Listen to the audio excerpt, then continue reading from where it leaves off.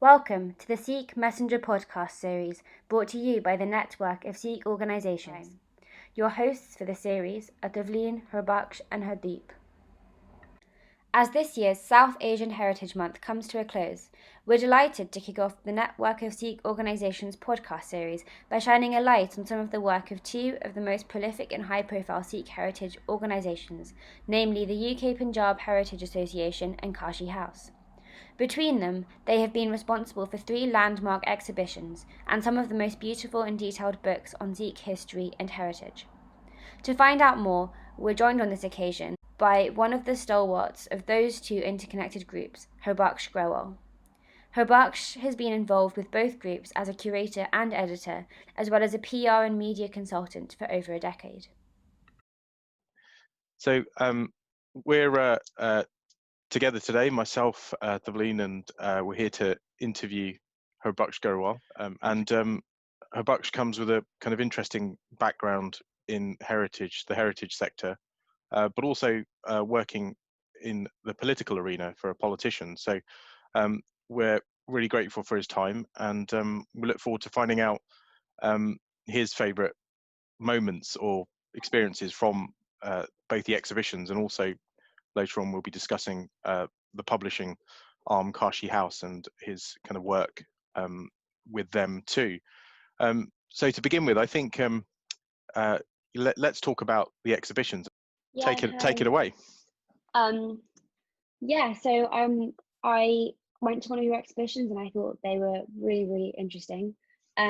Is there any way you could just give us a brief overview about what each exhibition was about? Yeah, hi Tavleen. The first exhibition of the 3 we've done so far was in 2011 at the University of London's School of Oriental and African Studies. And it was on a visual history, primarily, of the Golden Temple of Amritsar. And there was an accompanying book. So it was a historical look back using archival imagery, going back to the earliest known photograph of the shrine or the temple, but also looking at some of the pre-photographic era imagery. That's mainly paintings, and also very early eyewitness accounts were utilised as well, alongside the imagery, to really bring out a sense of what the place used to be like. Okay. And then in 2014, we followed that up with something which was relevant to our current times, in the sense that it was the World War I centenary, global centenary.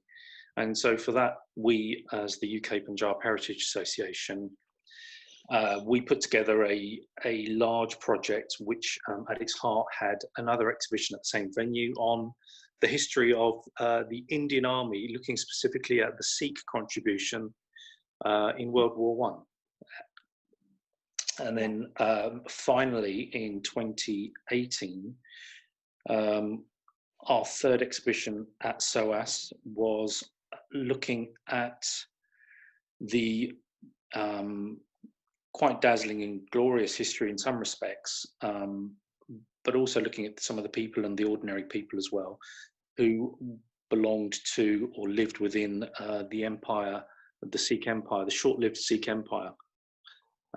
So those are the 3 we've done. Yeah, that's really interesting. Yeah, I remember going to the last one at SOAS, and I found it surprisingly moving, actually.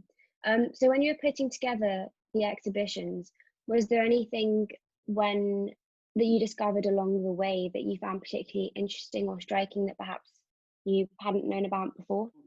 The first thing to say is that all these exhibitions, the lead curator is also the founding director of Kashi House, and he's the projects director for the UK Punjab Heritage Association. His name's Paramjeet Singh. And so Paramjeet, under his tutelage and under his co-direction, I've worked on all 3, but he's the lead curator, and it's his knowledge and his passion that's driven us. And I've been happy to join in and help alongside him in putting these 3 exhibitions together. And so it's Paramjit's research that has underpinned what we've done, and it's his direction that's helped us, shape these exhibitions. And for the first exhibition, the thing that struck me when looking back at this ancient history of the Golden Temple as it used to be, and the complex, the Darbar Sahib, and the complex that was built around it, that developed in the 18th and 19th centuries under first the Misl era and then under Ranjit Singh. What struck me and what the exhibition and the book really brought home for me was the notion of the bungas. The bungas were dwellings of nobility, Sikh nobility. Various misls had their bungas there, and also places of religious learning belonging to different sects and or schools of thought, including not just religious thought, but science and logic and mathematics and all kinds of things. And so what we learned in making that exhibition was how important Amritsar was and Darbar Sahib was as a centre of Sikh learning, culture, education and spirituality. So the second exhibition, what really struck me, I was far more involved in the curation of that one alongside Paramjit and others. I think what struck me in doing that and having to do most of the public relations and media work on that was just how many Indian Army troops there were in World War One. Yeah. And what a phenomenally large percentage of them were actually Sikh. So, I mean, serving during the war, the Great War, in India and around the world, something like 1.5 million, predominantly men served. Incidentally, I think I read somewhere that something like 10,000 Indian nurses served in World War One, something not very well known, and also lots of doctors.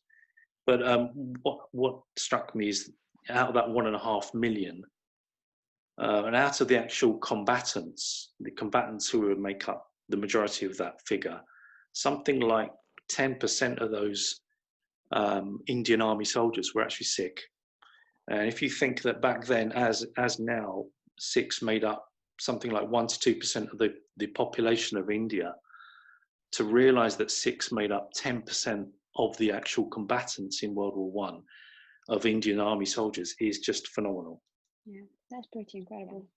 So it must have been quite emotional almost to put these exhibitions together and be a part of them. Has there anything that's had a personal effect on you, or anything that's kind of impacted your life? Wow. I mean, I think all of it has impacted my life. I think I feel really lucky and privileged and to have been involved in these projects and the books. I think it's this kind of work is more of a passion than just a job. I mean, it just takes over your life in a good way. Yeah. I had an interest in Sikh history, otherwise I wouldn't have fallen into this work. And it fed upon my interest in Sikh history, but then the work and the knowledge that I was exposed to, the history I was exposed to, then made me even more passionate about this history. So how important do you think that these events have been in shaping modern Sikh culture? That's a really good question. I think what's happened since 1999 and the tercentenary of the founding of the Khalsa has been in the West, certainly, a kind of renaissance in interest in Sikh history. There's been a coming together across the West, the Western diaspora, of people interested in learning more about where they are, where they came from, and what their history actually is. I think the exhibitions in particular have become must-see, go-to events for Sikhs in Britain, certainly. And they've gathered a lot of international coverage as well. And I think we've filled a gap in the market that others didn't realise existed. And Sikhs are very passionate about their history, and if you present it to them, especially in a professional, well-curated, properly researched manner, they will come. And I think, I don't think it's an exaggeration to say that we've had an impact, but that impact is based ultimately on the history itself and in showing due reverence to the history and those who made it. Yeah, no, I completely agree. I think, especially going to the exhibition on the Empire of the Sikhs, actually neither me nor any of my family had seen anything like it before, and it is a huge part of our culture that just isn't publicized in the same way that elements of other cultures are. So yeah, I think they're really, really important. What are your thoughts about the place for Sikh history in the school curriculum? For me, this has always been a kind of something that's always kind of played on my mind. And I think it's more about South Asian history and Black and Asian history being properly addressed and looked at alongside British history, and the two converge under this word that people haven't really explored, I don't think, fully in terms of the curriculum, and that word is empire. Yeah. But it seems to be now, at long last, that people are beginning to understand that this has to happen because we're a multicultural, multi-faith country. Britain seems to have not really come to terms with empire and how to address it, and I think that's immature of us as a nation. Yeah. So it's when I first started getting active in Sikh history and all of this world, I remember I used to go attend the Commonwealth Memorial Gates ceremony, which is held just off, is it Hyde Park Corner? That memorial was only created around about the year 2000, 2002 or something like that. And only thanks to heavy lobbying by certain individuals, it's almost it is an afterthought. Black and Asian soldiers who fought in both world wars. Now, until that memorial was lobbied for and created, there was nothing in London, I don't think, of any significance to remember them. And yet you have enormous memorials all across London to Canadians, New Zealanders, South Africans, I think, as well, I'm not sure. But it's been omitted, and Black and Asian people have been omitted from the narrative, and that has to be changed. Yeah, and I think there is at the moment a big push towards making colonialism more talked about and educating everyone more on the empire. So hopefully we will see a change, and actually Sikh history will become a much bigger part of people's lives than before. Fingers crossed. Anyway, yeah, thank you so much for brilliant answers. That's a great series of questions. And for me, I've got a much better understanding of the kind of drivers and motivators that you have, Harbakhsh, in the work that you're doing, and how this kind of work in many ways is something that was, it sounds like, intrinsically part of you in the first place, that kind of desire and hunger to learn more about history and cultivate that and let other people know about it. So what I'm going to do is going to follow on from Devleen, but I want to focus on Kashi House a bit and talk about some of the books that they've produced and books that you've been involved with, but other books that other books as well. And I mean, maybe a good place to start is 1984 India's Guilty Secret by Pav Singh, because I know that's something that our charity launched in the House of Lords in 2017. And many moons ago, I remember meeting you and Pav with Palmjit in Starbucks for a caramel frappuccino or something, when the project was in its infancy. I just want to ask you what the journey was like from that initial first meeting through to publication, and how does a publisher tackle the enormity of a subject like 1984 and do it justice? Good question.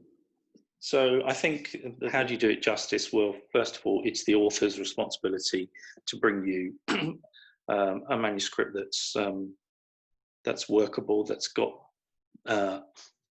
the salient facts in it. You have to assess that and judge it and critique it, and then that becomes part of the journey that you've asked about. So Pav came to us with years and years of research that he's been doing on this subject.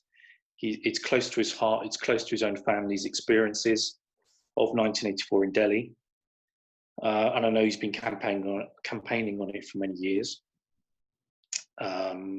So the journey is, it can be quite arduous in some respects because it's a very murky subject. There's a lot of data. We had to work with Pav to decide what to keep in and what to keep out, and also how to organize the book. We worked quite hard with him on shaping the narrative, the structure of the book. So it's a team effort where we had 3 of us in Kashi House as editors, and we have an author, and there's a lot of toing and froing and thinking and brainstorming. And I seem to remember helping devise a relatively simple structure for a very complex subject. Okay. And because Pav had done so much work, he needed help in organising his thoughts. So it's quite tough work, but it's very, very rewarding work. Yeah, and from what you say, it sounds totally involving and all-consuming. But it's clearly a very important contribution towards the literature for that subject. And there's very sort of few books about it. So, and I know it's been very well received by a lot of people within the community and outside the Sikh community as well. And I guess the next book is something that really kind of made waves when it first came out. I was lucky to have one of the original versions of Warrior Saints. I think it was in the late 1990s, correct me if I'm wrong, when the initial edition came out. And but many Sikhs today would like to think they're warriors, but in reality they're not in the literal sense. For me this book helped me get a bit closer to understanding that martial tradition, and helped me sort of take steps towards fathoming the essence of Sant Sabai, which essentially ensured survival in the face of insurmountable odds. And in fact, I remember one of the flyers for the book at the time, which quoted Bhai Gurdas, which translated to protect an orchard hedge, you line it with thorny trees, or something along those lines. I was just wondering, and for me, part of one of the most striking images is the image of the Nahang bodyguard serving in the Nizam of Hyderabad's irregular army.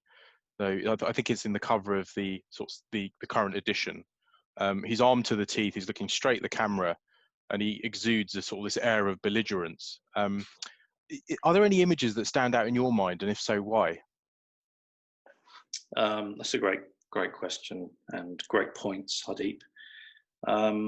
That image is so striking that it actually, as you said, adorns the new volume 1 of Warrior Saints, which we put out in 2013, I think. And rightly so. I think that's probably the most striking image. And I think Paramjit, who discovered that image with some colleagues many, many years ago in an archive, I think in London, would tell you that is probably one of the most striking portraits in photography in the history of photography. I think he's probably right in saying that. There are so many captivating images in volume 1, starting with early paintings and portraits of even the gurus themselves, including one of a very young Guru Gobind Singh as a young man without a full beard. That for me is quite mind-blowing to be able to find an image like that. And again, we have to pay credit to the co-author and of the book, Paramjit Singh, who is a demon researcher, who spent his life looking for these kinds of images that were sat in archives around the world, often mislabeled or misunderstood. So, I think those early portraits of the gurus, which are in volume 1, are astounding. There's an early portrait of Ranjit Singh as a young man. Again, we don't think of Ranjit Singh as a young man with a small black beard and a small dastar. completely different to the latter images we know of. There are some astounding images of Nihang Singh warriors, portraits and photographs again. And one of my favourites, actually. Sorry. And just to pick your brains on that, for people who may not know, Nahung is derived from the Persian word for crocodile. Is that right? Yeah, I believe it's to indicate just how ferocious they were and how ferocious they viewed themselves. Okay. Yeah, it's fascinating. Well, look, I've got one more question for you, and that's probably a book that most people are familiar with, that came out in 2017, I believe, The Tartan Turban in Search of Alexander Gardner by John Kay. It was one of the Guardian's best books of 2017, so it's kind of received widespread accolade. And I'm reading sort of a quote verbatim from The Scotsman by Alan Massey. And he says, "The narrative never flags. It's a masterly account of an extraordinary life in extraordinary time and place, utterly entrancing." It's remarkable to learn about Alexander Gardner's adventures. I mean, I was going to mention this earlier. He's a white man who's gone native in Central Asia. And the narrative is swashbuckling, to say the least. What's your favourite part of Gardner's story? In particular, I guess, how it intersects with the history of the Sikh Empire. And are there any lessons to learn from this story today? Hardeep, I mean, as you know, having read the book, it's epic. It reads like a film. And there are separate parts to it. Just the first half of the book, which talks about his journey, his literal journey from the Midwest of America via, I think, Russia, across into Central Asia. He becomes, probably, as far as anyone's aware, the first explorer from a Western perspective, of lands which still today remain fairly unknown and remote across Central Asia. He is, as we described him, the accidental explorer. And that in itself would make an incredible film. But then, as you mentioned, he becomes... Can we ask you who would depict Alexander Gardner? Is there someone you've got in mind? I'm not well versed enough in movies. I think at one point we were jokingly thinking of a certain Scottish actor whose name fails me right now, especially given Gardner's alleged Scottish and/or Irish ancestry. And as the book title indicates, I mean, he was very proud of this ancestry. Going back to the Highlands, and wore in his later years tartan suits and tartan turbans. Yeah. But when he becomes part of the Sikh Empire, having come there via Afghanistan, that is just revelatory and eye-opening and shocking, because he's left his own accounts, which are incorporated in this book by John Kay, which is a tour de force by John Kay, by the way, who is world famous for his books on India and South Asia, but also on Scotland. So it was the perfect book for a man who is one of the world's greatest popular historians. And we thank him for joining hands with us to make this book and make it such a success. But I think his eyewitness accounts and his journey through the Sikh Empire, serving as a artillery officer under Ranjit Singh, and then seeing the capitulation, the demise, the implosion of the Sikh Empire after Ranjit Singh's death, and culminating in the two Anglo-Sikh wars, is kind of crucial evidence of things that we all kind of vaguely know about, but we haven't fully read enough about, or if we read, sometimes we get confused by the detail. I mean, that is really worth spending time to read again and again and enjoy. For me, enjoy maybe the wrong word, because it is quite a tragic period, but yeah. And of course, well, the bloodletting, the kind of demise of the empire after Ranjit Singh's death is a tragedy in itself, and the betrayal from within especially during the sort of the Second Anglo-Sikh War.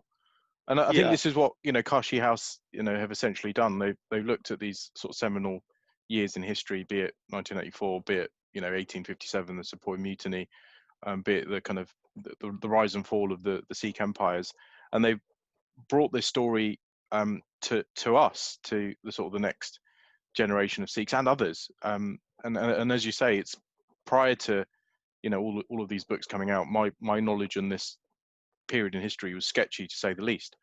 And it's great that we've got this sort of resource of fantastic books to be able to kind of help pass on that history to others. And it must be great to be part of that team and part of a group of innovative and future forward looking Sikhs to do this work. So we thank you for your contribution. You're not the kind of guy that likes the limelight. You're not in the forefront of things, but you're someone that works quietly behind the scenes. So, and I think Devleen and I have enjoyed interviewing you. I don't know if you've got any more questions for Harbakhsh. It's been an absolute pleasure. I think of the things that I wanted to ask, I have done, and your answers are brilliant, and it's been really interesting. So thank you very much. That's great. Well, we're going to end the interview now, and you want any last words, Harbakhsh? Yeah, thank you very much for saying all of that, Hardeep. I think the point to make is that none of this happens without passion. None of this happens without a team, and none of this happens actually, sadly, without funding. So people may want to enjoy these books, come to the exhibitions, but unless they are willing to actually buy the books and support the endeavours, these things are unsustainable without community support. So as much as we like to give, we also frankly need people's support. So if you enjoy the work, please go out and buy the books. Well, we can, I think do you want to give us the URL for the website? It's kashihouse.com. Thanks ever so much. Yeah, thank you.